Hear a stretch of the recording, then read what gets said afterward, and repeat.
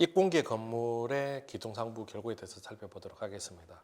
입공이라는 것은 입공 형식이라는 주심포 형식과 유사한 특징이 있죠.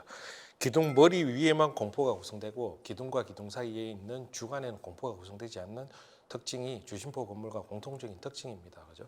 자, 근데 입공이라는 그 공포 형식은 기둥 머리 위에 이 부분은 주심포 형식에서 허첨차가 구성되는 위치죠. 여기에 이렇게 입공형 부재가 결구가 되는 이런 공포 형식을 입공 형식이다 이렇게 이야기를 합니다.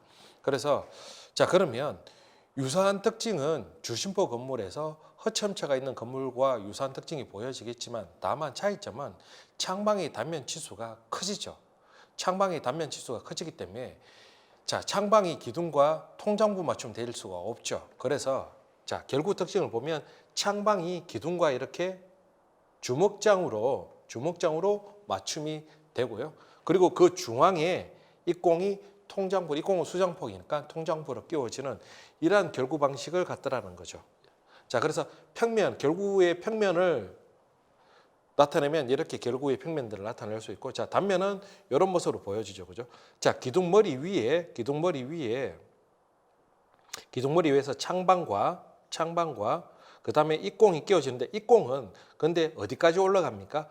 보하부까지 올라가죠. 보하부까지. 그래서 입공 자체가 보하부를 받쳐주는 부하지 역할을 어느 정도 하게 되는 거죠. 자 그러면 자 기둥머리 위에서는 창방이 주먹장 맞춤되고 입공은 통장부로 맞춤되지만 다시 입공은 기둥과 결구되고 난 다음에 주두에 어떻게 되어 있죠? 주두의 옆에 좀 끼워지죠. 좌우의 주두 옆에 좀 끼워지죠. 그래서 이 주두의 옆이 홈이 파집니다. 형태적으로 평면으로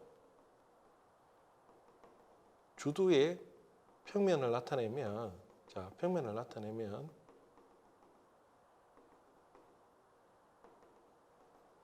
자 이렇게 나타냈을 때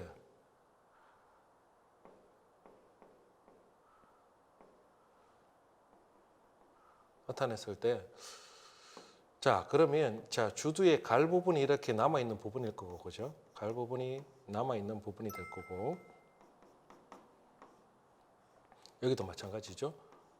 남아 있는 부분이 될 거고 그다음 자 여기에 이렇게 십자로 이렇게 부재가 결구될 때 자 이 입공이 끼워주는 이 위치에 이렇게 옆이 파지는 겁니다.